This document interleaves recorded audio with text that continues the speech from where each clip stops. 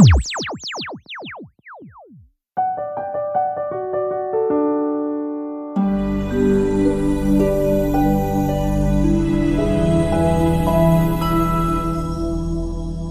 semua, selamat datang di channel saya Excel Mentor.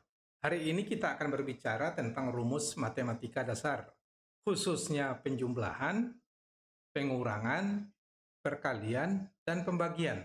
Ini merupakan konsep matematika paling dasar dan penting untuk sukses di berbagai bidang kehidupan, dari sekolah hingga bekerja hingga kehidupan sehari-hari.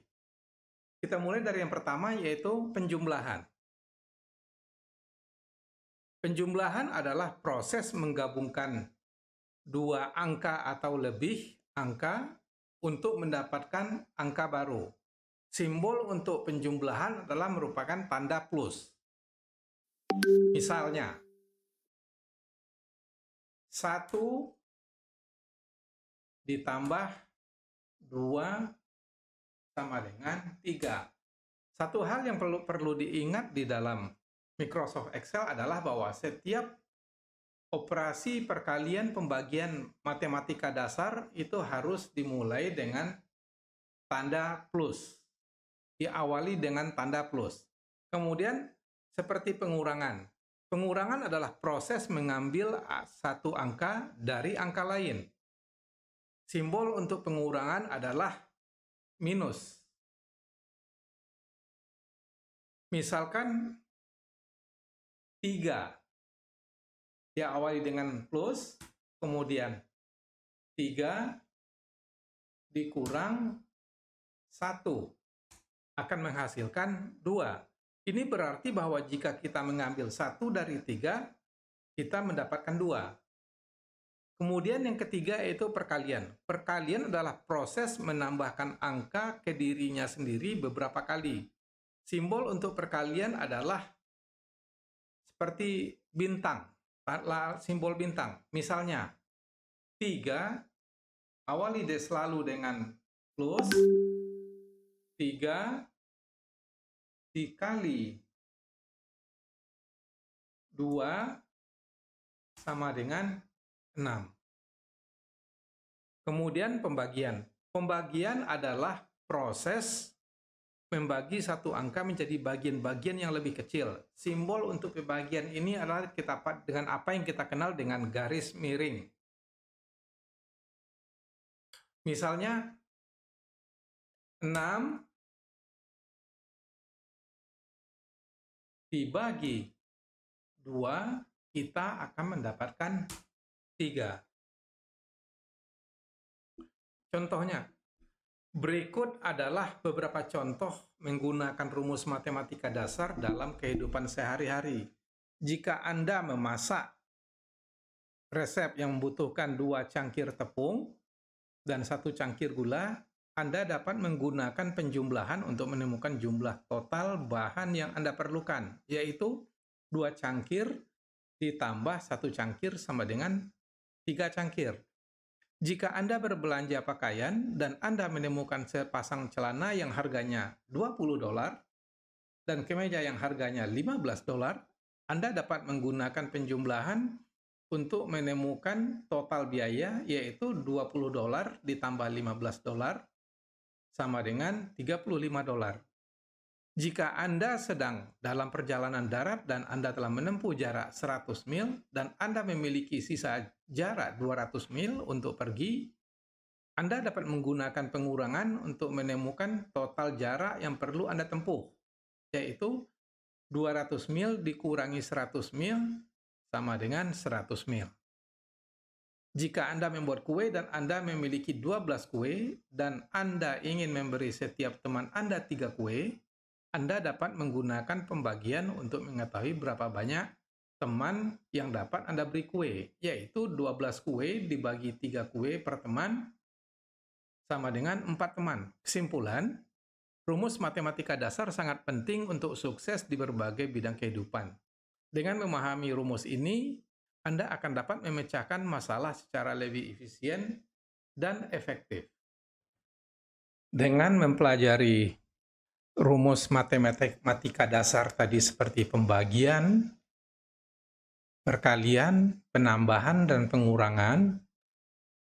Rumus tersebut dapat kita aplikasikan dalam kehidupan tugas kantor sehari-hari. Seperti contoh misalnya bagi tugas bagian administrasi, sebagaimana kita ketahui, tugasnya mereka antara lain pengelolaan sumber daya manusia, pengelolaan keuangan, pengelolaan dokumen, pengelolaan aset, serta pengelolaan perkantoran.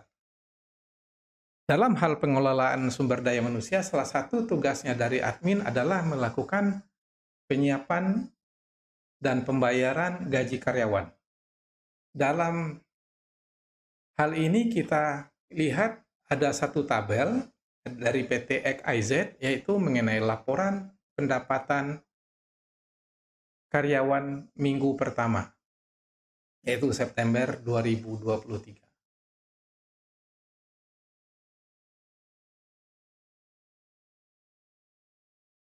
Di sini kita ada data, itu nama karyawan, ID karyawan, upah per jam, kemudian jam kerja per minggu, di mana sistem pengupahannya adalah dengan per jam kerja, kemudian tarif tunjangan cuti, sehingga kita bisa memperoleh total upah, total tunjangan cuti, serta total penerimaan. Total upah itu diperoleh dari perkalian antara upah per jam dengan jam kerja per total jam kerja per minggu. Jadi dalam hal ini adalah perkalian antara kolom 4 dengan kolom 5. Sehingga kita dapat laksanakan, yaitu untuk John Doe sama dengan upah per jam $20 dikali jam kerja per minggu sebanyak 40 jam kerja. Sehingga diperoleh total upah untuk minggu pertama adalah sebesar $800. Kemudian untuk tunjangan cuti itu diperoleh dari perkalian antara upah jam per jam kerja dikalikan dengan tarif tunjangan cuti, yaitu yang besarannya 10%. Artinya tunjangan cuti itu besarnya 10% dari upah per jam. Sehingga kita bisa hitung, yaitu untuk John Doe itu adalah $20 dikali 10%. Sehingga diperoleh $2. Untuk total penerimaan, ini merupakan penjumlahan antara total upah, yaitu kolom 7, ditambah tunjangan cuti pada kolom 8. Sehingga dengan rumus dasar, kita dapat melakukan operasi penambahan sama dengan total upah 800 ditambah tunjangan cuti $2. Sehingga diperoleh untuk John Doe pada minggu pertama itu tunjangan cutinya adalah sebesar total penerimaannya sebesar $802. Untuk karyawan lainnya, sehingga dari nomor 2, Jane Doe hingga Alfred Pennyworth, bisa kita lakukan operasi pengkopian dengan menyorot kolom 7, kolom 8, dan kolom 9, kemudian Ctrl+C, kemudian kita tekan Shift, kemudian tanda panah ke bawah, hingga Alfred Pennyworth, itu nomor 14, dan kita enter. Sehingga diperoleh masing-masing karyawan itu nilai dari total upah, tunjangan cuti, serta total penerimaan. Untuk memperoleh berapa nilai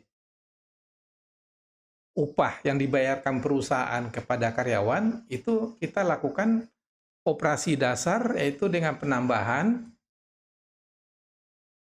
dari John Doe ditambah Jane Doe nomor 2, begitu selanjutnya kita lakukan hingga 14 karyawan tersebut.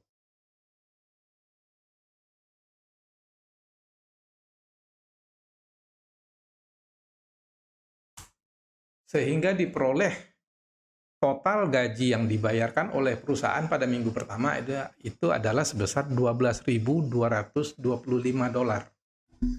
Untuk mengetahui berapa besaran total tunjangan cuti serta total penerimaan yang dibayarkan perusahaan, kita bisa tinggal mengopikan itu dengan Ctrl+C, tunjuk area, tujuan yaitu H19 dengan I19, tekan Shift, kemudian panah ke kanan, dan Ctrl+V.